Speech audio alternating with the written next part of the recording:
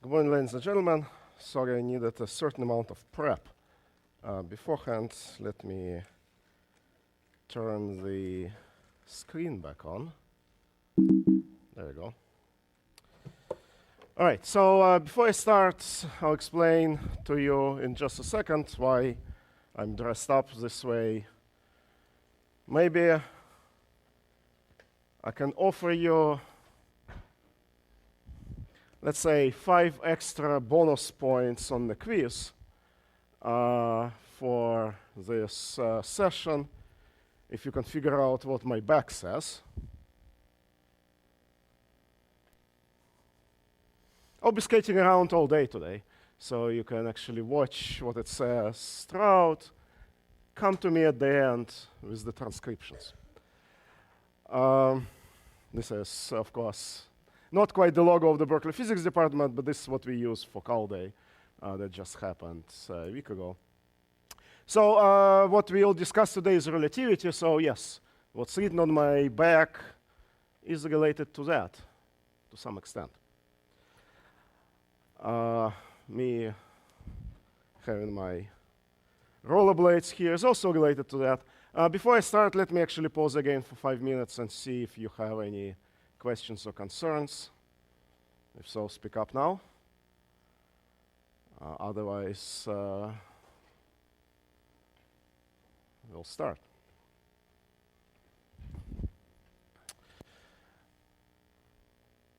Oh, what happened to my animal? Oh, she's there.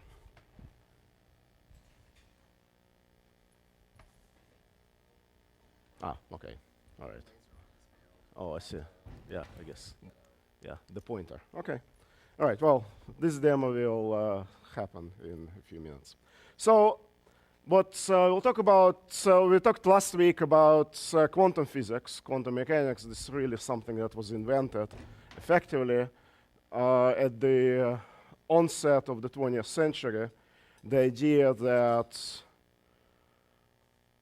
microscopic objects, microscopic matter behaves as both matter and waves, has this dual role to play in physics, depending on particular conditions. And in particular, we discussed what it means for microscopic matter to behave as waves and what consequences, perhaps bizarre consequences, this idea leads to.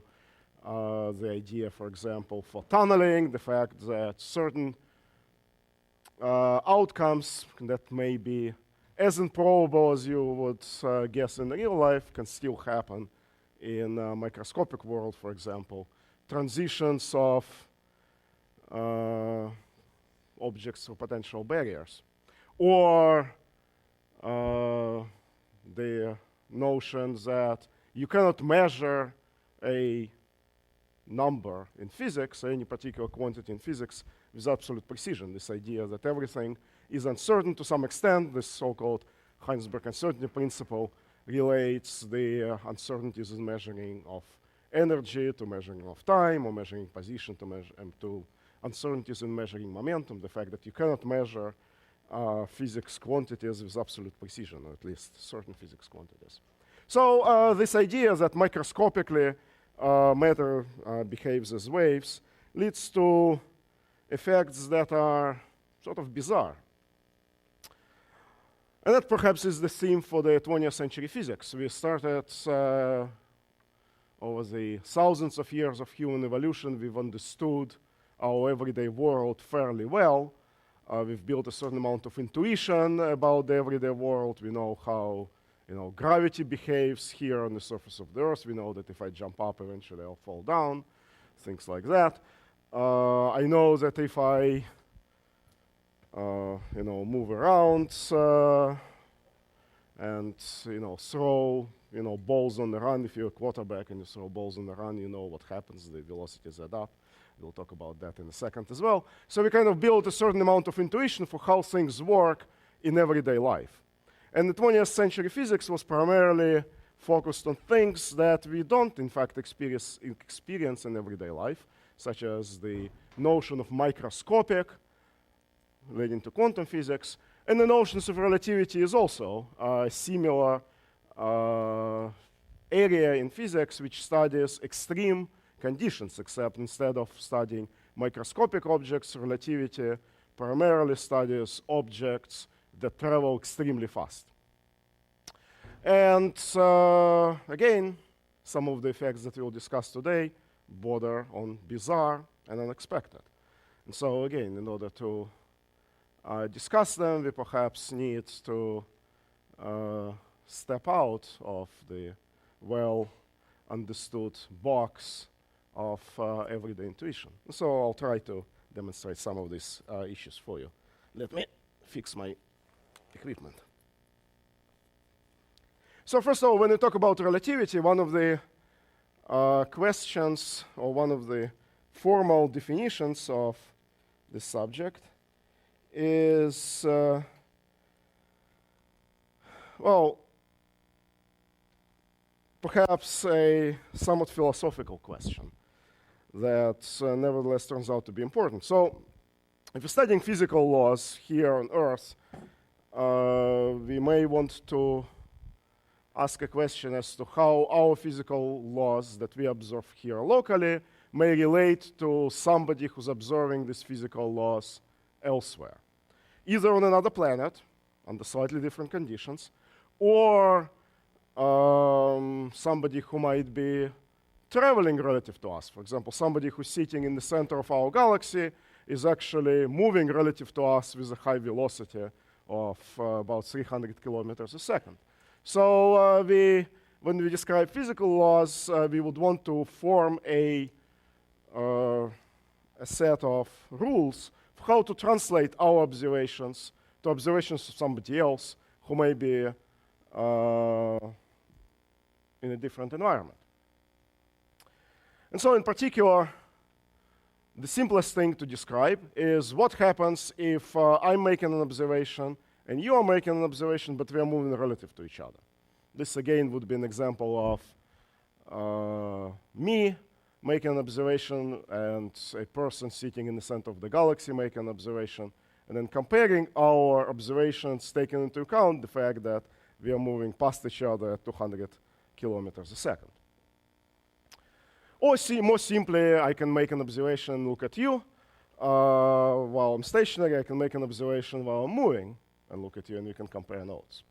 So understanding how this works is useful because ultimately all of us are individuals in their own right and in their own present conditions. We want to be able to relate our knowledge to be able to, and our observations to be able to describe and compare and generalize our observations in a smaller set of physical laws without having to worry about things like relative motion, presence of gravity, and so on. We would like to form the physics laws and restrict them to a relatively small set, and then account for relative motion by some generalizations. So relativity generally is a set of laws that describes how to translate observations from one system to another, in particular in the cases where I move relative to you or you move relative to me. And there are two implementations of this. One is called Galilean relativity, which is actually what we have understood for the last 2,000 or more years. Galilean relativity just tells us how to translate physical laws for everyday scenarios for relatively small velocities. Based on our intuition, based on our everyday observation, we can describe how to compare our observations from one reference frame to another reference frame, from one set of bodies to another set of bodies, even if those bodies move relative to each other. And then at the beginning of the 20th century, Albert Einstein developed his own theory, which was primarily developed in order to explain certain features of electricity and magnetism. He developed this theory of special relativity, which are primarily applicable for things that are moving quickly. For things that are moving close to the speed of light, which happens to be the ultimate physics limit. This theory was primarily developed because he found out that equations that describe electricity and magnetism had this one constant in them, that had the speed of light appear in those equations without any other parameters. Single constant appeared in the James Maxwell's equations that describe electricity and magnetism. And there was no place in those equations to describe relative motion.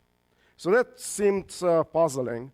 In fact, the fact that this one number that had units of velocity appeared in those equations was a little strange, unless that velocity somehow had fundamental meaning. And so what Einstein then postulated, and then later what we confirmed by doing experiments, is this constant does have fundamental meaning. The speed of light is the highest possible speed with which one can communicate, the highest possible speed with which objects can move. And so in order to incorporate that postulate that no massive object can ever travel faster than the speed of light, Einstein had to develop a new recipe, a new prescription, a new theory for relating observations between objects or between reference frames that are moving past each other with high speeds. So before we talk about that, I will not be demonstrating these effects to you directly. Whether I like it or not, I cannot move faster than the speed of light. I cannot move nowhere close to the speed of light, but I'll try. I'll talk about the Galilean relativity primarily, and that's relatively easy to understand. This is actually what we experience every day. So imagine a situation where you are making an observation such as this. Suppose, slightly less destructive. Suppose you want to build a clock. It's actually quite convenient. I wear a watch. Most kids these days don't wear watches, only a few of you do. I'm an old-fashioned person, I wear a watch. It's nice for me to wear a watch that's accurate. This one isn't great. It has a little electronic circuit that accumulates maybe a second every few months or so. I have to adjust it. It's a pain in the neck. Well, if I invested more than $20 in this watch, I probably could get a nice timepiece that's accurate. And I would like this timepiece to actually be accurate independently of what happens to me. I'd like to look at the watch and say, aha, well, it's 9:53 now. I want to be able to get on an airplane, fly across the country, which incidentally I'm going to do later today, land in Chicago, look at my watch, and still tell accurate time. So this is our everyday observation, that we can take our timepieces, we can get on the airplanes, we can travel thousands, tens of thousands of miles across. We can travel at relatively high speeds for humans, 900 kilometers a second, 600 miles an hour. Say 600 miles an hour is what the 747 flies at. Land on the other side of the world, pick up our watch, adjust perhaps for the time zone, but still be able to tell accurate time. So this is our everyday observation, is that if we build timepieces that we can calibrate in one place, we get them on an airplane, we travel, those timepieces are still accurate. In other words, this concept that you don't need to adjust clocks according to the speed with which this clock travels is conventional and, well, expected by humans. One simple way to describe this is to say that time in our everyday life is absolute. If you build a clock, and this is an example of a clock, something that oscillates with a certain periodicity, certain frequency, this thing bobbles roughly once a second. So I expect this thing to bobble once a second independently of whether I look at it while stationary or whether I look at it while moving. And the same is for you. I can build another clock. It bobs up and down once a second. And I would expect this once a second frequency to be the same independently of whether I'm moving relative to you or whether I'm stationary. If you watch it and count, the frequency doesn't change independently of how quickly I move. Right? Still keeps bobbing once a second. So in our Galilean relativity, time is absolute. We can calibrate the clocks, and then these clocks will click at the same speed, at the same frequency, rather, at the same period, independently of whether the clock is moving relative to you or whether it's stationary. Galileo figured out how mathematically to then relate observations if you postulate this one fact. In fact, Galilean relativity as well as Einstein relativity is based on assumptions, it's based on postulates. Those postulates are grounded in everyday observations, but they're still postulates. Galilean postulate is that time is absolute. The clock built in one reference frame will tick on exactly the same frequency as the clock built in another reference frame. And also another postulate that we have to declare is that we live in 3 spatial dimensions. That is obvious to most humans, but you may as well declare that anyway. You know, you can develop mathematical theories that would describe everyday world in 5 dimensions, 6 dimensions, or if you're a string theorist, 10 spatial dimensions. You can work out mathematics how the world would look like if we live in, 2 spatial dimensions or 10 spatial dimensions. But we humans live in 3, and so being physicists, we put down this as an assumption. We live in 3 spatial dimensions. We describe them by coordinate systems like this, where we can describe how we do measurements in all those spatial dimensions. We assign directions to each dimension. And then we can use meter sticks to actually measure distances along each of the dimensions. So here's my coordinate system. I can say that some stick pointing up will measure altitude. We'll call it coordinate Z, I think, is on the top. Z if you're Canadian or British. We'll call this one X, we'll call this one Y. Or mix it up somehow. This one Z, this one X, this one Y. Altitude, left, right, to and from, we can measure relative to some fixed coordinate system. And then again, Galileo's theory, Galileo's postulate is that once you fixed the lengths of these meter sticks, the lengths of the meter sticks are the same independently of whether you are moving relative to those sticks or whether you're keeping them stationary. And again, I can demonstrate this by skating with the meter sticks. I can rotate the coordinate system however I want. But once I fix the orientation, I can skate with it, and you can watch its length, and the length that you measure is independent of how quickly I skate past you. The length you will measure, it would be the same whether you measure this in the stationary reference frame or whether you're trying to measure it while I'm moving relative to you by, say, taking a photograph picture. So those are the standard Galilean postulates, the fact that we live in 3-dimensional world. We also measure time. Time and space are completely unrelated to each other, but they are nevertheless absolute. If you measure some object to be 1 meter long, this object will remain 1 meter long in any reference frame independently of how I measure it, whether I measure it skating by or whether I measure it standing still relative to it. So this has a very convenient and also well expected consequences. The fact that if I measure speeds, or actually rather if I measure velocities, these velocities will add up linearly. Let me explain to you what it means. It means that this is where I probably should have had a ball. Now I have one. It means that if I have a ball and I throw it with some velocity to the left while standing still, suppose I roll it with some speed of, say, 1 meter a second, and then I roll it while moving, like this.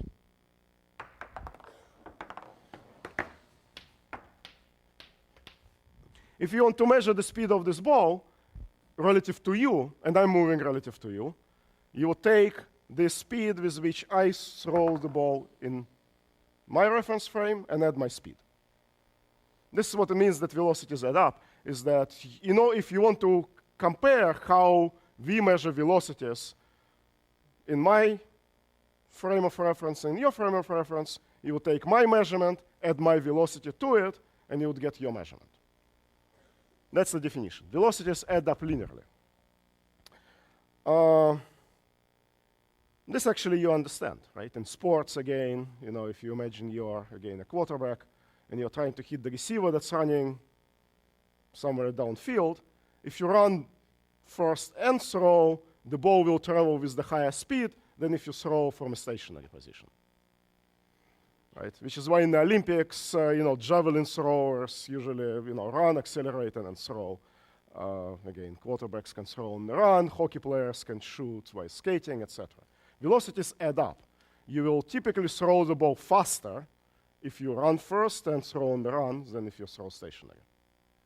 Your speed will add up to the speed with which you're moving, or speed of the ball will add up to the speed with which you're moving. The opposite is true.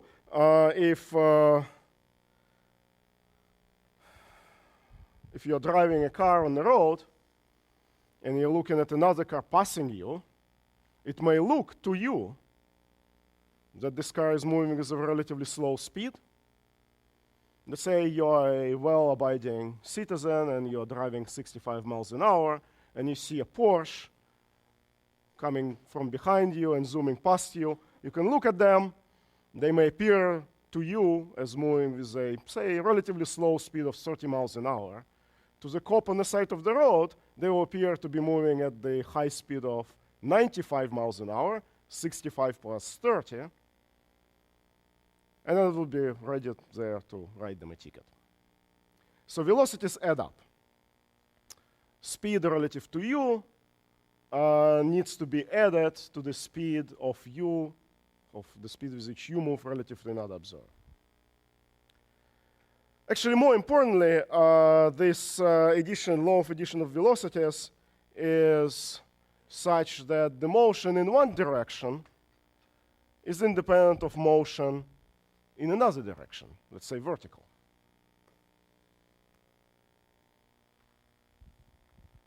Here's a demonstration of that. So I have a ball here that I can,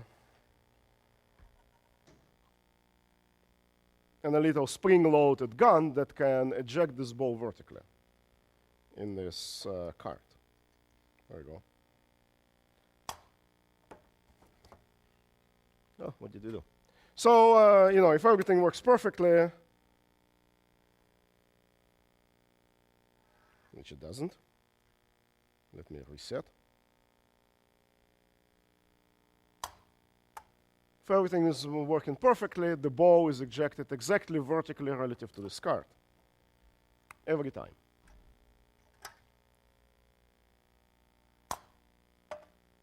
Close enough. If I run the cart in the horizontal direction, you would observe the new trajectory of the ball that will now have two components, a vertical component when the ball is ejected and a horizontal component. Those two types of motions are completely independent of each other. So I can make a prediction that if I arrange the ball to land exactly into the cart, relative to the cart, if I then move the cart to the left or right with high speed, in your reference frame, the ball will make a parabolic trajectory. The cart will be translating horizontally. Relative to each other, they're still moving only in one direction, vertical. And so if I arrange for this ball to land exactly into the cart in its own reference frame, it will land also exactly into the cart in your reference frame where it's moving. Again, close enough. The relative motion between the motion of the ball and relative to the cart is unaffected. We have some alignment issues here. Maybe the track is a little skewed. The motion of the ball in the vertical direction is unaffected by the motion of the ball in the horizontal. those are completely independent motions. The velocities in the horizontal directions add up, but if there's no extra velocity in the vertical direction, this motion in the vertical direction is exactly the same for a moving object and for a stationary object. Relative to you, the trajectory of the ball looks different. It looks parabolic. Relative to the card, trajectory of the ball looks linear, vertical.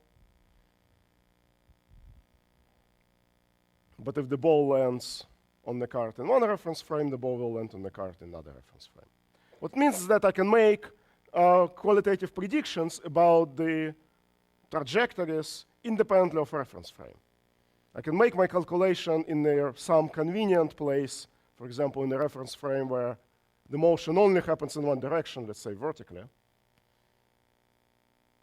and then translate that prediction, the fact that I can throw the ball up vertically and then catch it, and translate that prediction in some other reference frame where I'm moving.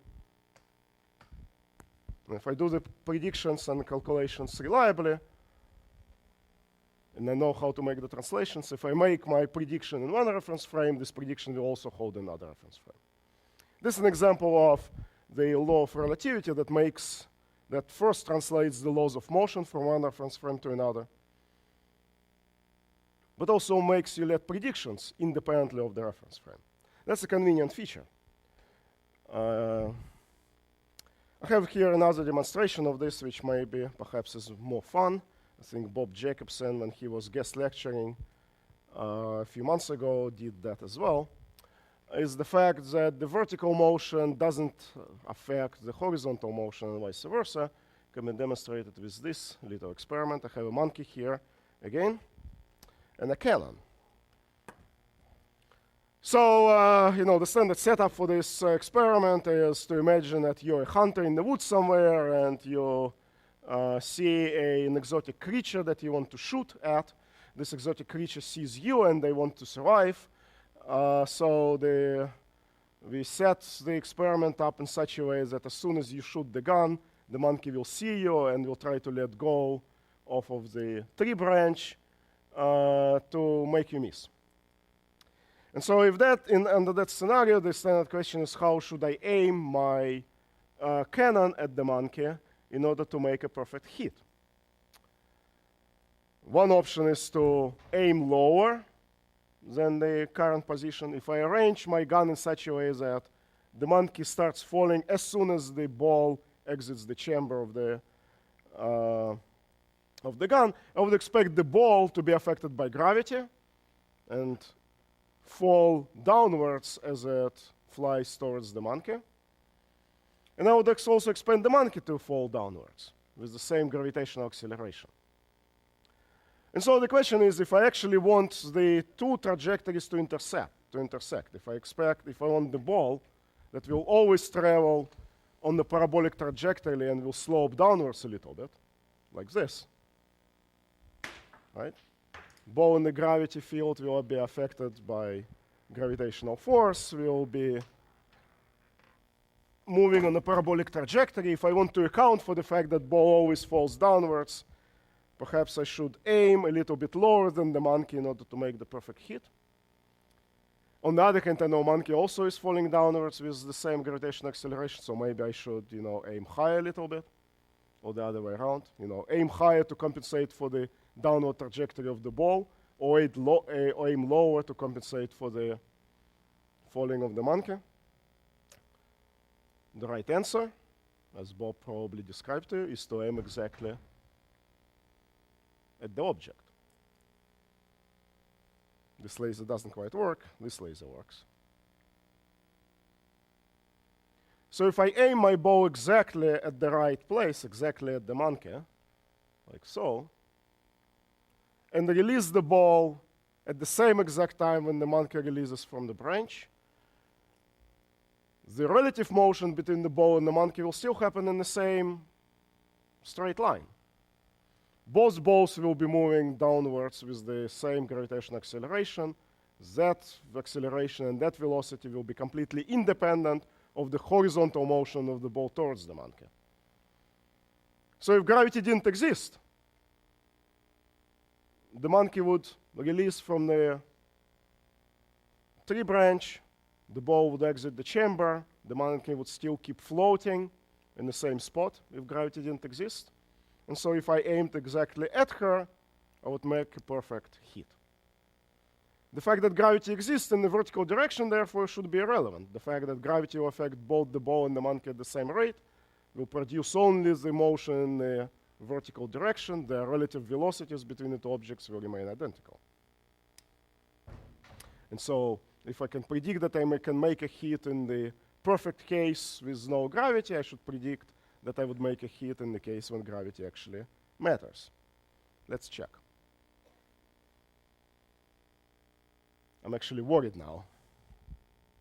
I think this thing is in the way.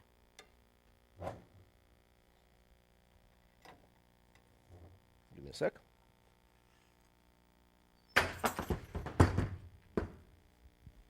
All right. So now that we have unabated access, let me turn the cannon on.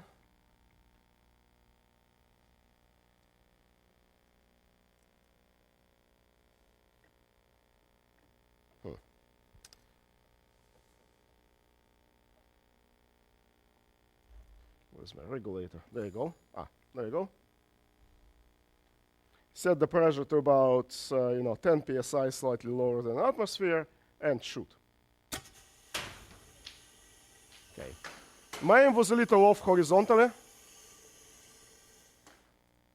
I'll repeat the same experiment, but aiming a little to the left. What I hope you noticed is that at the time when the two objects intersected in space, they were roughly at the same elevation. Let me try this again.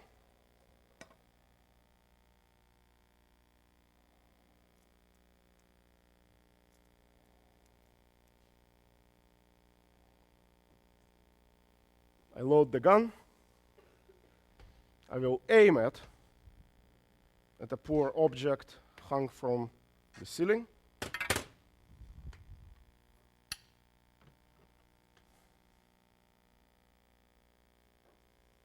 This thing has metal in their skull from all of the impact, but she doesn't mind.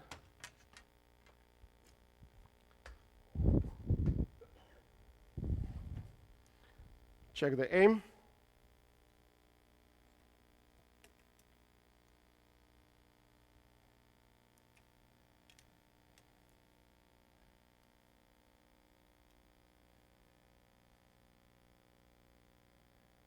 That's roughly parallel, but a little high. Let me check the height. A little high.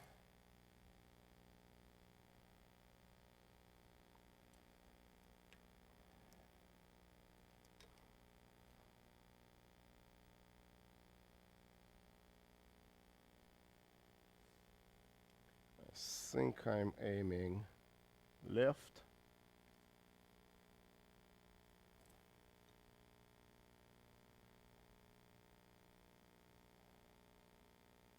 I'm not a great hunter, right?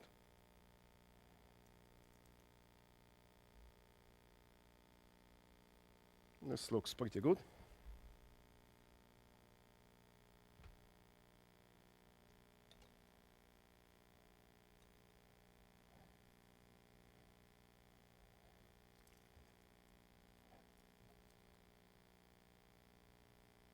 That actually looks pretty good. Let's try this again.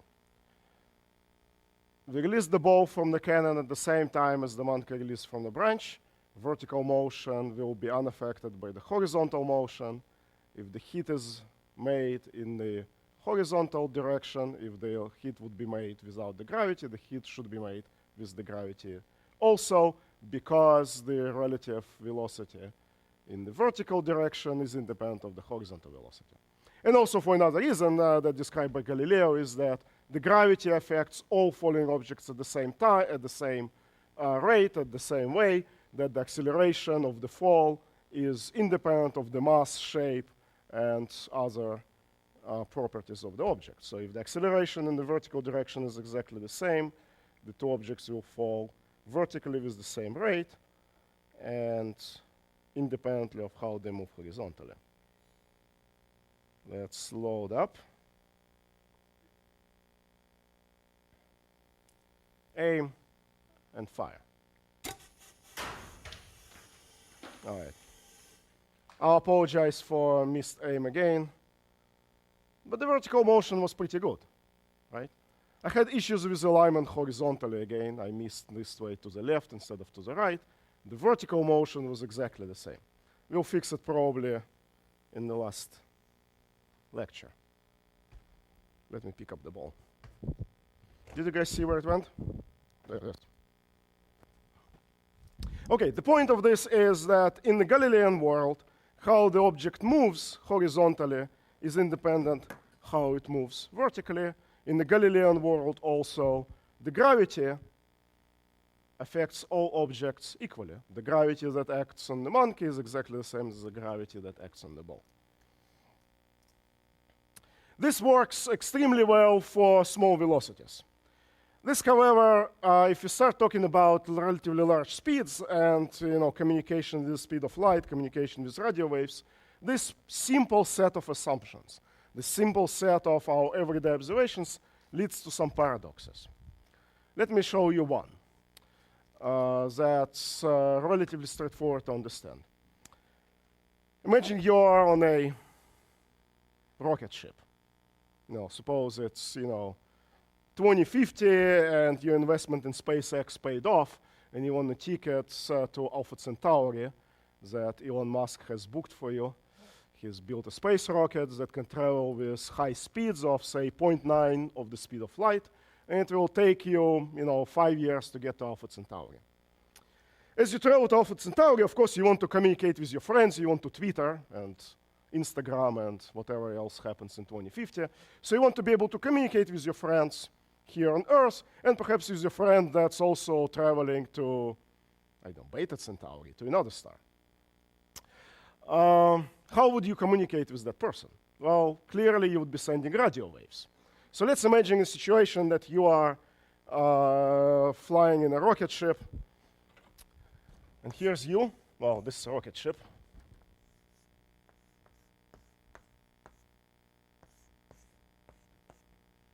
And this is you.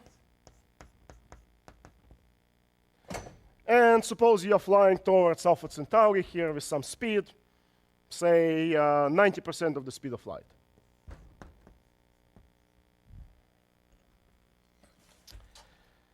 And you want to send a tweet to a person who's sitting here on Earth.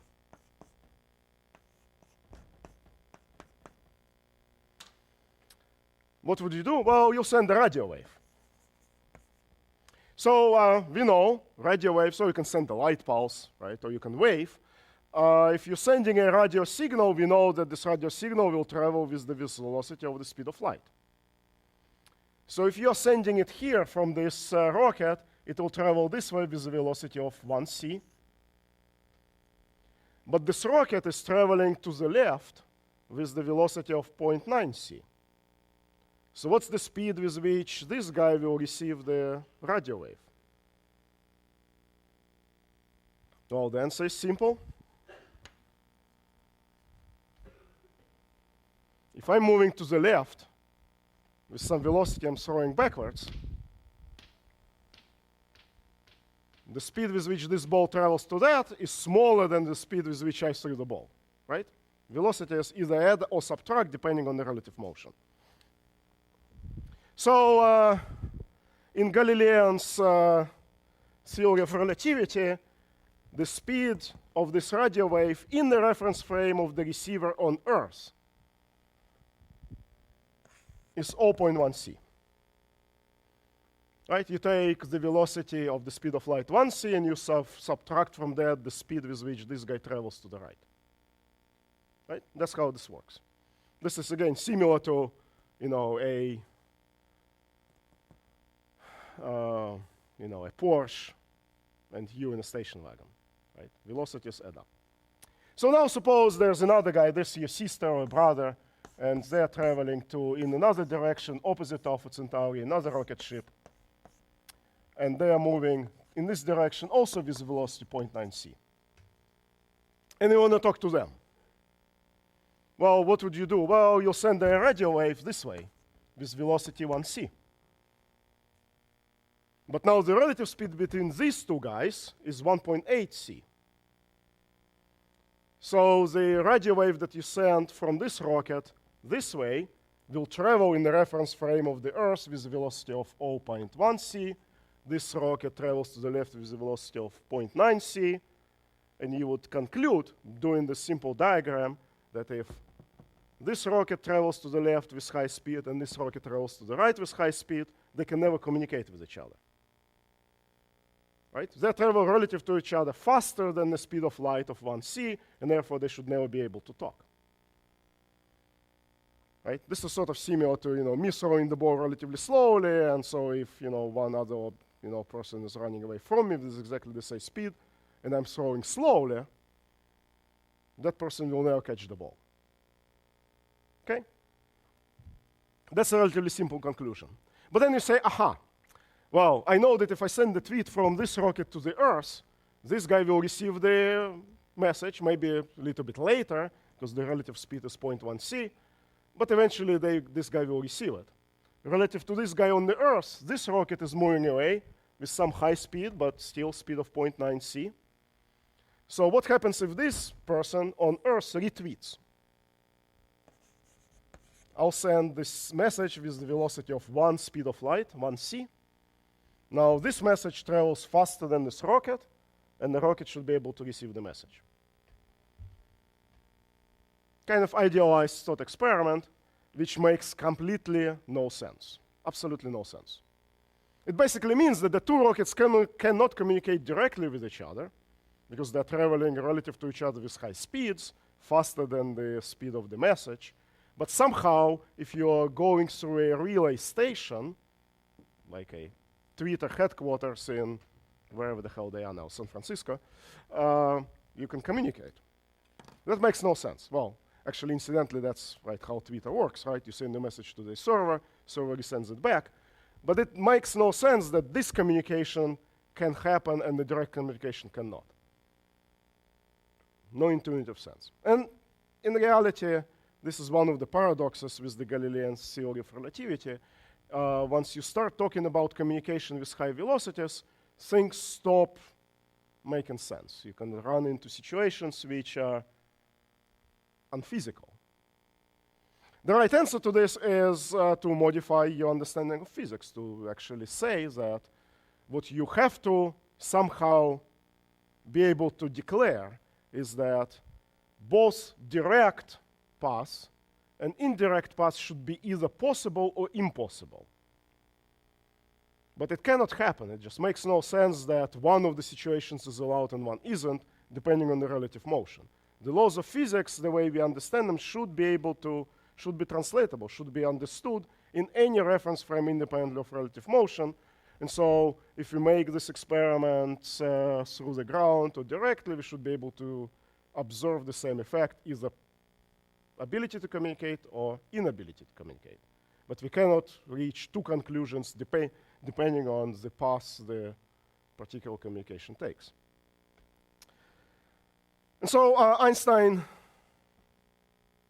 realized this, as this is one of the consequences of general relativity. And so there are two options for somehow reconciling these paradoxes with observations, or perhaps with this idea that laws of nature should be invariant under certain motions. We can look at how, why Galilean theory of relativity, how it came about, what it is based on. And it's based, again, as I said, originally on two assumptions. Time is absolute and space is absolute. Those are the assumptions, those are the postulates. From that you can derive mathematics and physical laws based on that mathematics, in particular the laws of addition of velocities that clearly break down in this case. So in order to fix this particular paradox, we need to modify the underlying assumption. So in comes Mr. Einstein. He changed the postulates and then worked out the mathematics that supports those postulates, that is based on those postulates, and perhaps reconciles some of the paradoxes that happen when objects travel in high velocities, leading perhaps to some unintuitive consequences that we'll discuss in a second. So the new postulates are the first profound postulate, the profound assumption is that the space and time are actually related to each other. That space and time are not really disconnected quantities, disconnected notions, disconnected concepts. They're actually related to each other. And our perception of space actually is related to how we perceive time and vice versa. In other words, Einstein declared that we don't live separately in three-dimensional space where the clock ticks completely independently. We live in a four-dimensional universe known as space-time. And so 3 dimensions of space plus time forms the, instead of the three-dimensional set of axes plus another clock that ticks, that forms time, forms a four-dimensional space. Of course, humans cannot picture four-dimensional space. It's difficult. We live in three-dimensional world. We can picture three-dimensional objects. We can draw three-dimensional objects. I have no idea how four-dimensional objects will look like. If you do have some idea, let me know. If you can picture a four-dimensional object and show me the picture, I'd be thrilled. I cannot picture it, but we can, make some simplifications, perhaps. We can also describe things mathematically. So one of the consequences of the fact that we live in a four-dimensional universe that's where the time and space are related is this second bullet, second assumption, is that neither space nor time are really absolute quantities. One way to describe this is from the point of view of direction. We live in three-dimensional space. So what I would describe as left versus right, or up versus down, or to and from, is actually not an absolute statement. If I'm standing here face to you, my left is here, and my right is here. If I turn this way, now my left is here, and my right is there. So depending on how I orient myself, you're either to the right of me, or you're to the back. That's another chance to read my message in the back of my T-shirt. Or if I turn to you, now you're in front of me. So my notion of direction is relative, is dependent of how I orient myself. It's not absolute. Now, if you make a leap of faith and actually declare that space and time are not absolute quantities, but rather related to each other, I can make a similar statement. I can somehow rotate in space and time, and therefore space and time will not be independently absolute quantities, but they will be related to each other. I can invent some kind of a rotation in time and space, and so depending on how I then orient myself, my notion of time and my notion of space will change. So what's a rotation in space and time? Well, it turns out a rotation in space of time is just motion. Something that I measure stationary versus something I measure in the moving. My motion is my translation through space as a function of time. It's equivalent to changing my orientation from left to right or rotating. So as it turns out, this idea that dimensions are no longer absolute, and my motion of time and motion on my notion of time and space dimensions changes depending on the motion, leads to certain consequences. For example, if I make observations while moving and compare them to observations that you make while sitting down, our observations will be different, and I can relate that difference through the concepts of time dilation and the concepts of contraction. The idea is the following, that if I make, let's say, a clock,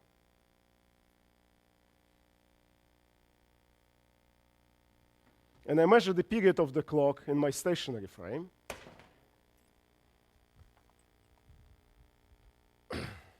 like so,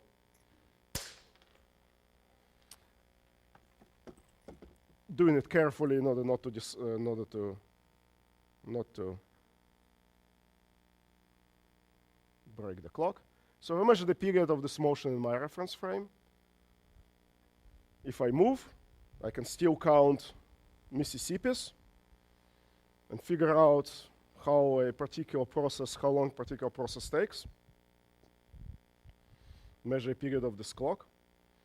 And then I will tell you to measure the period of the clock in your reference frame, and then we can compare. As it turns out, the fact that the space and time are related will lead me to conclude, and led Einstein to conclude, that the times that we measure, time intervals we measure, will be different, will be related by this time dilation factor. The time intervals I will measure in my reference frame will be shorter than the times you measure in your reference frame. In other words, the clocks run slower in my reference frame if I'm moving relative to you. Strange consequence. What it actually means is that if I set my watch here in San Francisco, get on an airplane, fly to Chicago, land there, my clock will have ticked slightly slower while I was moving relative to somebody on the surface. And so if I fly to Chicago, set my watch, and somebody in Chicago sets their watch at the time I took off and compares our arrival times, we compare our watches, my watch will be slightly behind, according to this.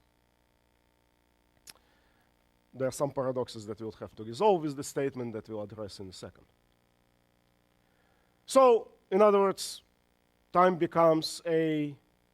and space become relative concepts. So this had to do with time. Space is the same way.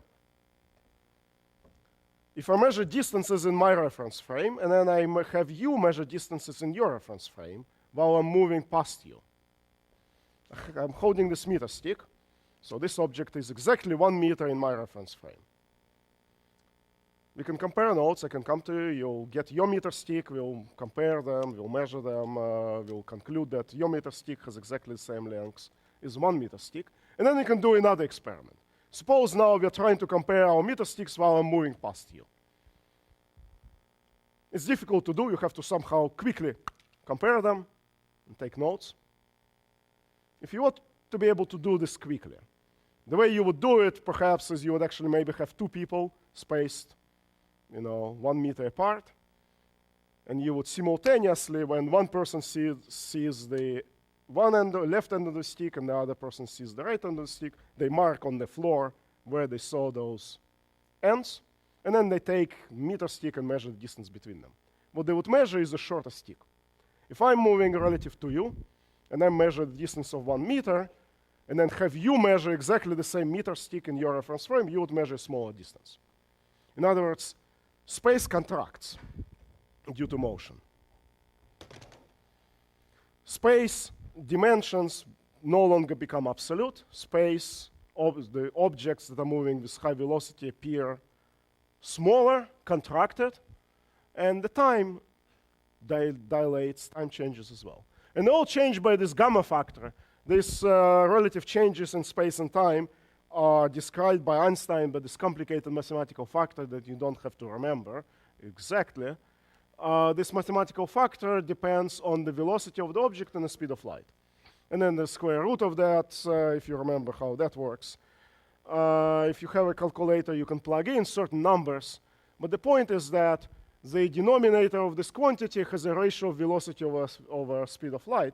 So if the velocity, the speed is small, this number is extremely small. And this gamma factor, this relative change in the time scale and the space scale is relatively small. It's about 1.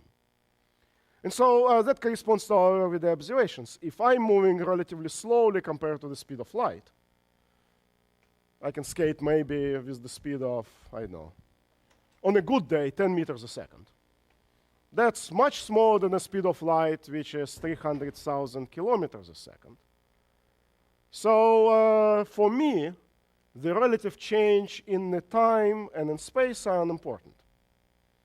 Even if I get on an airplane and I fly with the relatively high speed of 500 miles an hour, call it 800 kilometers an hour, even 1,000 kilometers an hour, that's still small compared to the high speed of light 300,000 kilometers a second.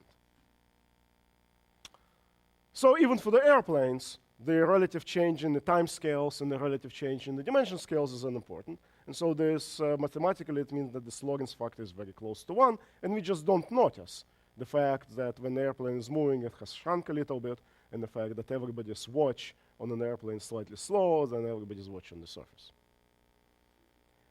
But if you were to make an experiment where the relative speeds are high, we would be able to see this effect. So here's another way to describe this mathematically. If some object is moving, if you measure some time in a stationary frame and compare it to the time that's measured in the moving frame, the two times are different by the Slogin's contraction factor, 1 minus beta, where the beta is the velocity relative to the speed of light. And the same time about the space. The distances measured in a stationary frame would be shorter than the distances measured in the moving frame.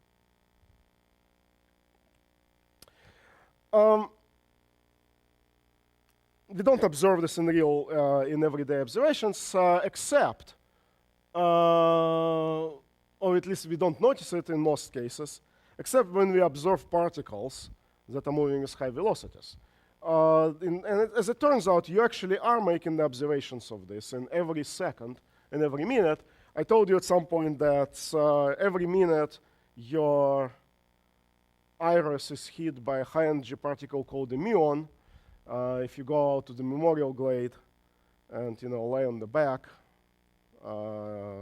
get some sunshine in the process, look up in the sky, every minute of that time you're spending on the Memorial Glade, some high-energy particle will hit you right straight in your iris. If you were able to close your eyes, you would be able to actually see them. You would see little blue flashes of light produced by these high-energy muons generated in the upper atmosphere. These high-energy muons are unstable particles, just like uranium nucleus that has a typical half-life of 4 billion years or so. These particles called muons are unstable. They have a typical lifetime of about 2 microseconds. So that means that on average, these muons decay every 2 microseconds. So, some of them decay quicker, some of them decay longer, but the point is that the typical lifetime of 2 microseconds is too short to actually produce these objects up in the atmosphere at the elevation of 20, 30 kilometers, and then have them still be present when they hit the Earth without this extra time dilation effect. If you take the 2 microsecond lifetime and you multiply it by the speed of light with which these particles move, you would get the distance of 600 meters or so. So we would expect most of these muons to decay away over the distance of 600 meters. At least, 60, 70% of them decays in the first 2 microseconds. The other 70% of the remainder will decay in the next 2 microseconds, so over the next 600 meters. And another factor of 70% of that will decay in another 600 meters or so. So if you're trying to observe them over the elevation of 200 kilometers, 20 kilometers or so, there would be no particles left, unless something special happens. Unless in their reference frame where these objects live, the time slows down. And so this concept of time dilation works for muons. In their reference frame, they're living happily. Their lifetime is 2 microseconds. But it takes significantly longer for us to observe them. If we observe times of 20, 30, 100 microseconds, that time in our reference frame that we measure is longer than the time measured in the reference frame of the muon. Time slows down for them. That allows them to survive this travel. Another way to look at it is that for the muon that's traveling very quickly, it's moving relative to us, the distance between their production point and where they're decayed on the Earth, 20 or 30 kilometers or so, has shrunk. They measure the distance relative to them, in their reference frame, the Earth is rushing towards them with the speed of light. And the distance of 20 kilometers to them has shrunk to the distances less than 600 meters. And so they are able to make that travel. This time dilation and spatial contraction is what allows the muons to be produced at high elevation and still be present on the surface to hit your eyeballs or to hit the tip of your finger once a minute. This is, again, the effect that happens every day. And we can compare, therefore, the times measured in the muon's reference frame and in our reference frame and compared to the Einstein predictions. The other effect of relativity is the so-called Doppler shift. This actually, as it turns out, is a consequence both of special relativity and Galilean relativity, the fact that the time scales that you observe can be, or the distance scales from or the distance scales of, for example, the wavelengths of the electromagnetic radiation can be observed in two different reference frames. If you have a source of electromagnetic radiation and travels towards you, towards the observer, the distances between the successive wavefronts, the wavelengths will contract, and the frequency that you will measure, or the wavelengths you will measure, will be shifted towards bluer colors. If the object is traveling away from you, the frequency shifts towards the lower frequencies, and the wavelength shifts towards the longer wavelengths. This effect of change in the wavelengths that you measure in one reference frame versus the other is known as the Doppler shift. Again, you can see it in everyday life. So, for example, I have this annoying high-frequency pitch speaker. It whines at the frequency of about a kilohertz. The pitch that you will hear, it will be constant if the speaker is stationary. And the pitch can change if the speaker moves relative to you. For example, if I swing the speaker around my head, over my head,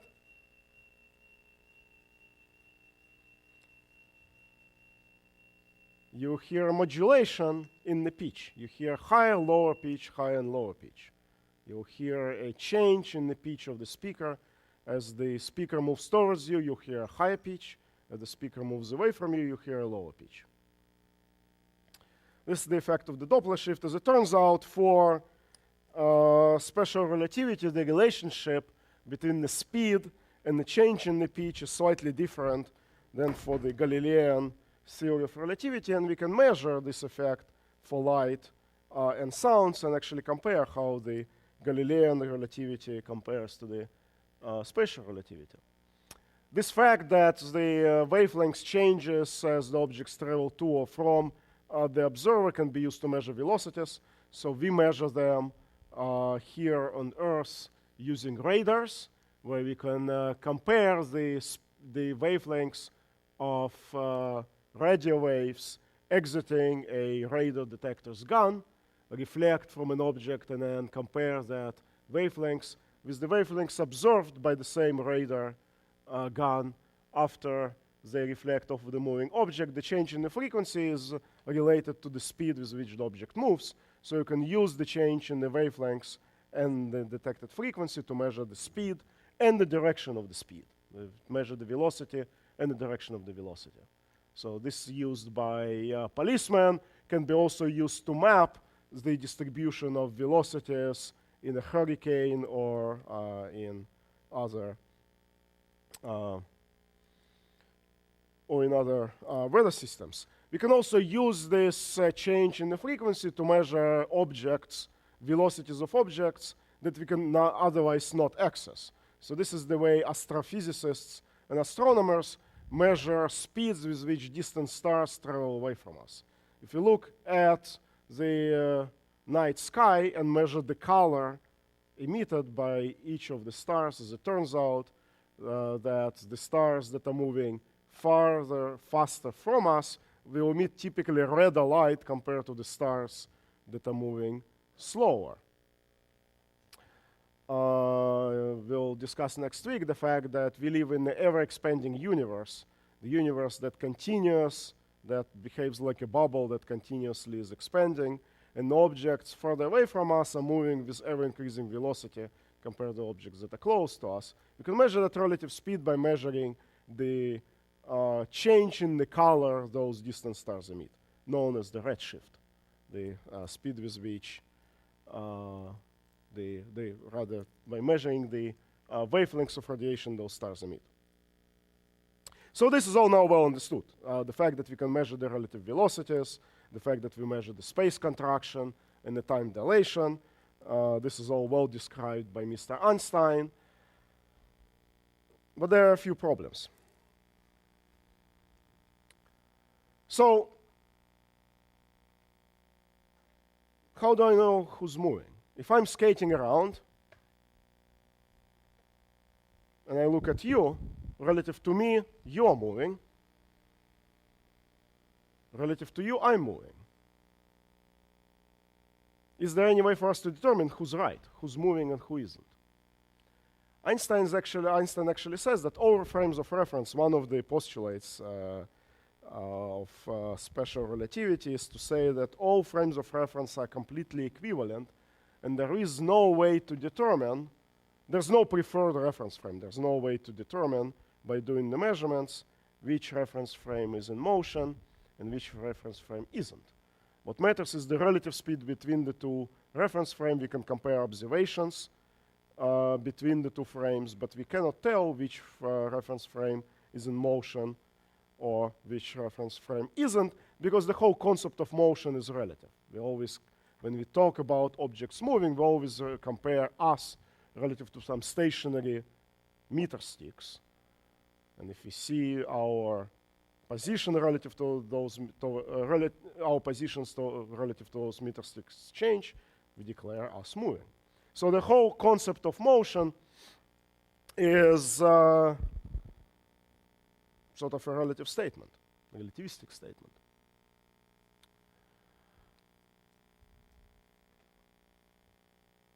You can make a thought experiment to sort of contradict this statement, and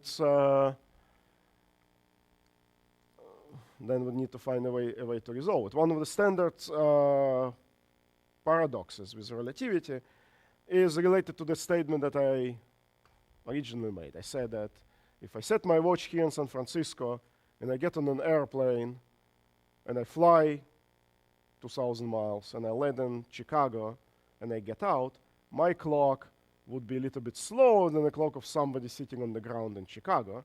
And so if you compare our watches, we would be able to tell the difference who moved. We would be able to tell who was on an airplane and who wasn't. This actually is a paradoxical statement. It leads to this particular thought experiment that's known as the twin paradox, is the fact that the concept of motion is relative, and you can describe the situation in a completely opposite way. You can describe the situation from the point of view of somebody in Chicago. They will look at me, and they will determine that I'm moving relative to them. On the other hand, from my point of view on an airplane, I can be looking at a person in Chicago, and they will be moving relative to me. So this description should be, in principle, symmetric. So the twin paradox has a very similar formulation. You can imagine two twins, A and B, Alice and Bob, Bill and Joy,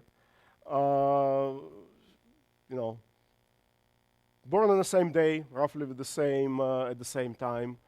One of them succeeded getting admitted to the Starfleet Academy, so he sets off on a journey to a faraway star. He sets on his watch. He wants to remember his brother's birthday and send him birthday cards every year. He flies to a faraway star at high speed. Suppose he travels with this velocity of 0.9 c. He travels for a year. He turns around at that faraway star, comes back. he thinks he has aged about 2 years. Takes him a year to fly there. He takes him a year to get back. He comes out of his spaceship. He greets his brother Joey. I guess I was talking about Bob. Bob and Joey. Bob was flying away. Joey was staying on the surface. And then they compare how much Bob aged and how much Joey aged. Bob would have concluded that he was only spent 2 years in the journey, so he aged 2 years. His brother would look at him. He would think that if it took 2 years for Joey to travel in his reference frame, his time was slower, and therefore the person on the surface should have aged more. Sort of similar to muons that travel with high velocity. The person on the ground should conclude that if an object spent only 2 years in travel in their reference frame on the surface of the Earth, the time should be moving faster. The time clocks dilate or slow down in the moving frames. And so a person on the surface can age 20, 30, or 40 years, depending on the relative velocity. So the two twins would meet, and one of them would be older, one of them would be younger, if you sort of imagine this thought experiment.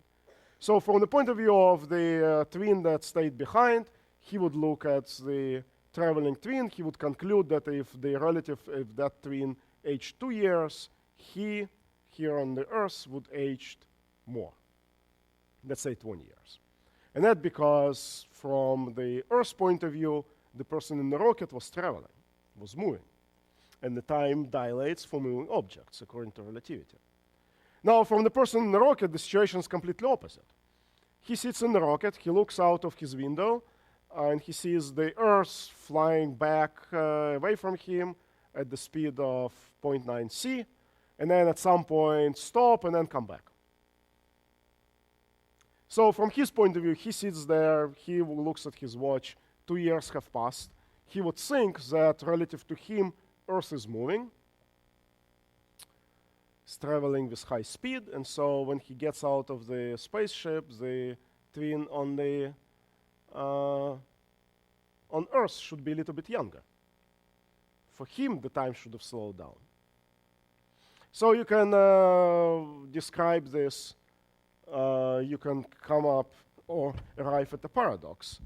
You can, as I was explaining to you before, the conclusions about the experimental observations should be independent of which frame of reference you're making the measurements. Your conclusions about comparing the two time scales, your conclusions about comparing the distance scales when you make this measurement, put somebody in a rocket, fly them around, have them come back, compare notes, that conclusion of what each one of them will measure, longer time scales or shorter time scales, should be independent of which frame of reference you're actually making this comparison or making this calculation. So we should somehow come up with a way to resolve this apparent discrepancy in our predictions, either by identifying a moving object versus the stationary object, or somehow by modifying our postulates. Well, as it turns out, the way to resolve this twin paradox, in fact, is to look carefully at what has to happen during the travel during this experiment. As it turns out, the laws of special relativity say that there's no way to distinguish a moving object or a moving reference frame from a stationary reference frame. All reference frames are created equal, except for one scenario, except for situations where one of the reference frames experiences acceleration. So if I'm skating with the constant speed, then my reference frame is exactly identical to yours. My behavior, my laws of physics are exactly identical to yours. All of the forces and that I will observe will be exactly equivalent to your forces, until I have to stop. The process of stopping is requires acceleration. The process of stopping requires extra forces. And so if I travel, and if I have to stop, if I have to accelerate, and in order to come back to the same spot, I have to stop and then come back, accelerate. So I either have to turn, I have to stop and reaccelerate. That process of stopping and acceleration actually changes the behavior of clocks, introduces extra forces, and so in fact can distinguish moving reference frame from a non-moving reference frame. In fact, as it turns out, if this process of stopping, turning around, coming back is what will actually distinguish a flying twin from a stationary twin. If you work out the Einstein's equations exactly, you'll find out that the twin that travels does in fact age slower than the twin that stays here on Earth, but he only ages slower because of the acceleration that's required for turning around and coming back. Effectively, in their reference frame, the gravitational forces are different compared to the reference frame of a stationary object, and that we'll discuss on Thursday. There's another concept, that the fact that something happens at exactly the same time, the concept of simultaneity, also turns out to be relative. The fact that if I measure some two processes happening at the same time in one reference frame, like this, in my reference frame, some two events that happen in a reference in the two different points in space at the same time, that fact that some two processes happen simultaneously is actually a relative statement. If I make this measurement in my reference frame and you make this measurement in a frame where I'm moving, you observe the two events slightly offset in time at slightly different times compared to me. If the two processes, if two events happen exactly at the same time in a stationary frame of reference, they may not happen exactly at the same time in the moving frame of reference. This concept that something happens at exactly the same time or at exactly the same spot, those two concepts are dependent on the point of view, on the frame of reference. And that again is related to the fact that space and time are not completely independent and are not completely absolute, but are related to each other. So the last question is, how do the relativistic objects look? The last question that I will address today, we'll actually address it on Thursday. I will give you a preview of how relativistic objects look in popular culture, and then we can discuss how the relativistic objects would look in real time. I told you that the space contracts.